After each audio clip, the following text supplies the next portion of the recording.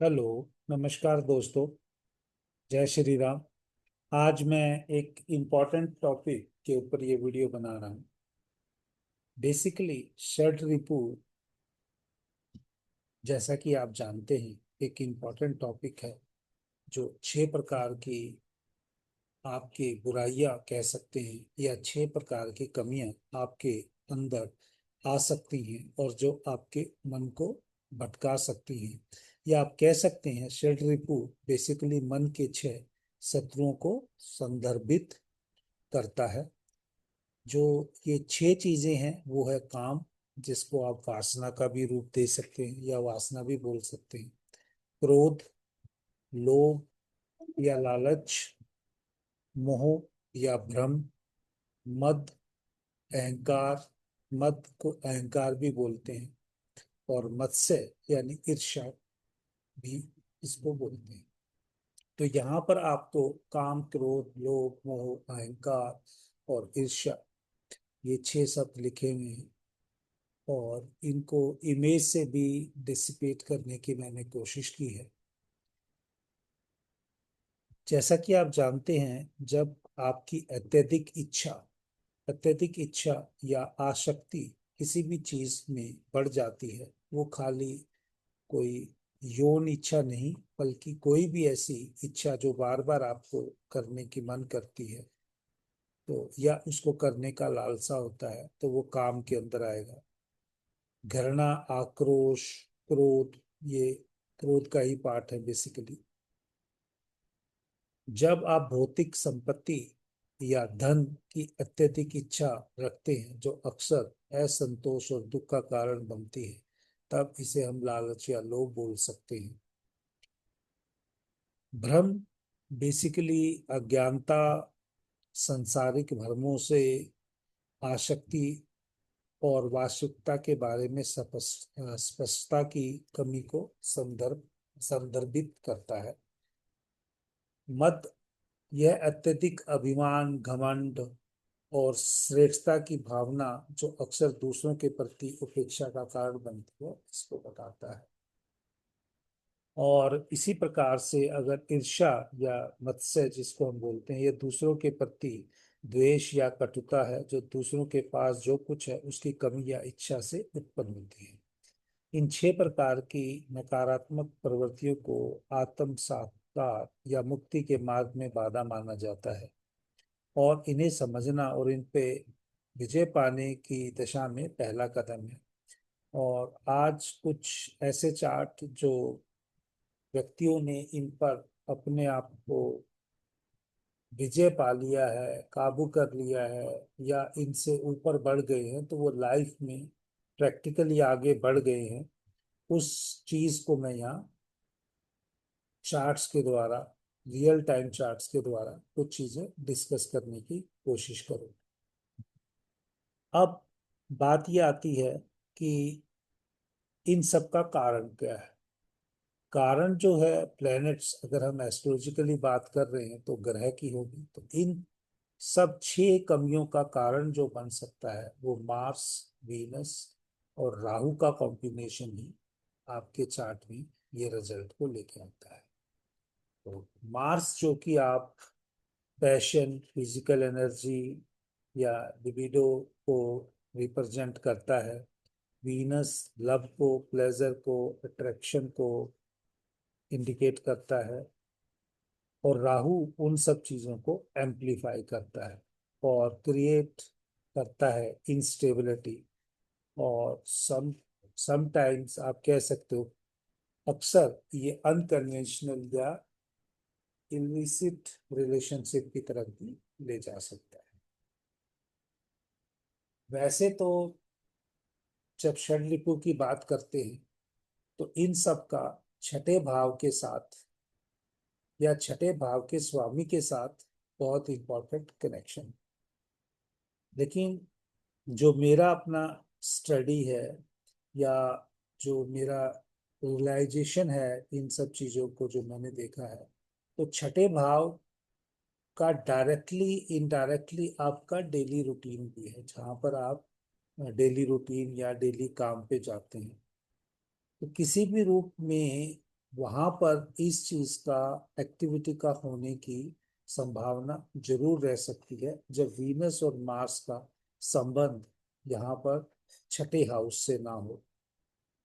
तो इन्हीं चीजों को हम देखेंगे। लेकिन जो हाउस के रूप में मैंने जो इस चीज को देखा है आजकल के टाइम पे, जो प्रेजेंटली 2000, सन 2000 के बाद से अभी तो 25 साल हो गए हैं जब इनका डाटा मैंने उठाया और जब इन चीज को अप्लाई करने की कोशिश की कुछ बर्थ चार्ट के अनुसार।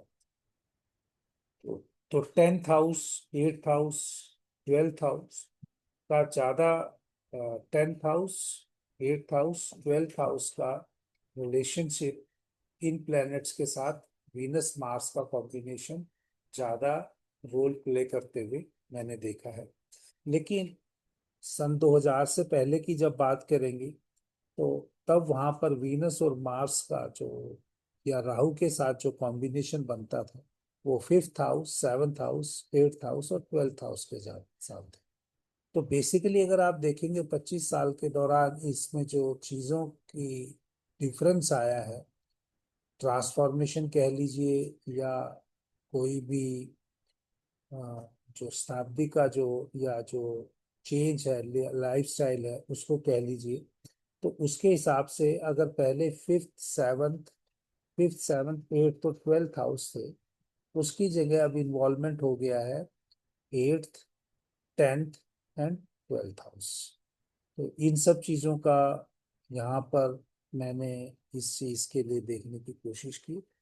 और जैसे 10th हाउस में वीनस और मार्स बैठे हैं, जैसे 10th हाउस में वीनस और मार्स इकट्ठे बैठे हैं, तो वहाँ 10th हाउस में अगर वो जब बैठेगा वीनस और मार्स, क्योंकि मार्स की जो एनर्जी है वो 10th हाउस में बैठ के असेंडेंट पे भी आएगी क्योंकि फोर्थ एस्पेक्ट जा रही है।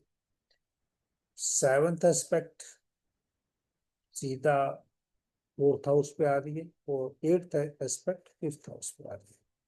तो इस तरीके से देखेंगे तो मैंने आपको बोला 8th और 12th हाउस इन्वॉल्व हो गए, ये चेंज हो गया है। ये प्रैक्टिकली आप इस चीज को देखेंगे। इसी प्रकार से अगर आप किसी चार्ट में देखेंगे, वीन मार्स का अगर कॉम्बिनेशन जो है वो 8th हाउस में है तो वो प्रोमिनेंट वैसे ही एक्टिव हो गया, लेकिन 8th हाउस में जब बैठा है तो वहां से इस चीज का रोल जो है 11th हाउस पे जाएगा, 11th हाउस पे जाएगा और सेकंड हाउस पे जाएगा और थर्ड हाउस पे जाएगा एस्पेक्ट पे। लेकिन क्योंकि वीनस और मार्स की पोजीशन वहां पर किस राशि में है और वो 8th हाउस प्रोमिनेंटली इन्वॉल्व हो गया, तो इस चीज का भी हमें ध्यान रखना है। और 12th हाउस में जब मार्स बैठेगा, 12th हाउस में जब मार्स बैठेगा तो ऑटोमेटिकली वो वहां से 4th हाउस देखेगा तो थर्ड हाउस पे आएगा, थर्ड हाउस पे आएगा और फिर 6th हाउस पे आएगा और 7th हाउस पे आएगा। तो ये इस तरीके से चीजों का रोल रहेगा। लेकिन जो मार्स की एस्पेक्ट है वो बेसिकली जो रोल प्ले कर रही है वो 4th 7th 8th है, और जो राहु की जो एस्पेक्ट है वो 5th और 9th है। तो अगर राहु 5th एस्पेक्ट और 9th एस्पेक्ट से वीनस के साथ कनेक्शन बना ले, या Mars 4th aspect, 7th aspect और 8th एस्पेक्ट के साथ वीनस के साथ कॉम्बिनेशन बना ले, तो भी इन चीजों का मैंने रिजल्ट आते हुए देखा है। तो आइए आप कुछ चार्ट्स पे इनको लगा के हम देखने की कोशिश करते हैं जो मैंने चीजें देखी। तो जय, ये आपके सामने पहला चार्ट है। यहाँ पर देखेंगे इस चार्ट में वीनस और मार्स 10th हाउस में बैठे हैं जो मैंने आपको बताया, और 6th हाउस का जो लॉर्ड है वो मार्स बनता है और असेंडेंट का लॉर्ड भी मार्स बनता है। और यहाँ से जो मार्स की जो 8th एस्पेक्ट है वो सीधा 5th हाउस पे जा रही है। तो 5th हाउस की एनर्जी आ गई, 6th हाउस की एनर्जी आ गई, और वो बैठे ही प्लेनेट बेसिकली 10th हाउस में है। तो यहाँ पर जो भी 6 प्रकार की, चाहे डिजायर कह लीजिए, चाहे एंगर कह लीजिए, चाहे ग्रिड कह लीजिए, तो इसमें से जरूरी नहीं है कि ये 6 की 6 ये जातक में है। लेकिन प्रोमिनेंटली इनमें से कम जो है चार, यानी अगर हमने कहा डिजायर, एंगर, ग्रीड या अटैचमेंट है, या आप कह लीजिए जेलसी है या ईगो है, उस चीज के हिसाब से इनमें से चार इवेंट्स कम से कम जातक के अंदर मिलेंगी। दैट इज मोर देन 50% है, तो उसमें कह लीजिए कि 65% के असर होगा, तभी वो ये षड ऋतु जातक के अंदर प्रोमिनेंट रिजल्ट देंगे। ये एक सेलिब्रिटी का चार्ट है, और उनकी लाइफ में बहुत सारे इस तरह के जो इवेंट्स हुए हैं, चाहे वो रिलेशनशिप के लिए है, चाहे वो एंगर में आके कोई नुकसान करने के लिए है, तो यहाँ पर ये चार्ट्स में लगते हुए मैंने पाया है। ये नेक्स्ट चार्ट है, ये भी एक प्रोमिनेंट पर्सनैलिटी का चार्ट है। यहाँ इस चार्ट में अगर आप देखेंगे तो वीनस और मार्स की जो एनर्जी है वो 8th हाउस में है, और जो मार्स जो है वो 8th हाउस का लॉर्ड है और 7th हाउस का लॉर्ड है। वीनस जो है असेंडेंट और 6th हाउस का लॉर्ड है, तो वो एक स्ट्रॉन्ग कॉम्बिनेशन बनता है। यहाँ पर भी डिजायर, ग्रिड और यहाँ जेलिसी में नहीं कह सकता हूँ, लेकिन बहुत सारा जो मोह है, अ, काम है, अहंकार है, वो इस चार्ट में बहुत सारी प्रैक्टिकल एग्जांपल्स के साथ, या जब बायोग्राफी या जो उनके बारे में पढ़ते हैं, तो इन सब चीजों को देखने को मिला है। नेक्स्ट चार्ट में ये एक और सेलिब्रिटी का चार्ट है, जहां पर वीनस और मार्स 10th हाउस में बैठे हैं, बट यहाँ पर असेंडेंट चेंज होने की वजह से जो 8th हाउस की एनर्जी है वो 10th हाउस में जा रही है। तो यहाँ पर भी ये चार्ट्स में जो मैंने आपको कहा कि इस चार्ट में पर्टिकुलरली जो है डिजायर, एंगर और जेलेसी और मोह यानी अटैचमेंट का बहुत सारा इनकी स्टोरी, इनकी रियल टाइम इवेंट्स के बारे में यहाँ होते हुए दिख रहा है। लास्ट चार्ट में क्योंकि यहाँ पर मार्स की 4th एस्पेक्ट आ रही है 5th हाउस से, मार्स की 4th एस्पेक्ट आ रही है वीनस के ऊपर, 4th एस्पेक्ट है, और राहु की 5th एस्पेक्ट है। तो यहाँ पर भी वो कॉम्बिनेशन जो है, जो मैंने अभी आपको बताया, वीनस, मार्स और राहु का प्रोमिनेंट कॉम्बिनेशन बनता है, तो काम, क्रोध, लोभ, मोह, अहंकार, मद, ईर्ष्या। लेकिन यहाँ पर जितने भी चार्ट हैं जो मैंने आपको यहाँ दिखाए हैं, इन सब जातकों ने अपनी शॉर्टकमिंग्स पे काम किया और बाद में सफलता को प्राप्त किया। इसीलिए मैंने आपको कहा किसी भी चार्ट का कोई ड्रॉबैक है, तो अगर वो जातक उस पे काम करने की कैपेबिलिटी रखता है या काम करना शुरू कर देता है, तो जो नेगेटिव पॉइंट है बाद में वही स्ट्रॉन्ग पॉइंट बन के उभर सकता है।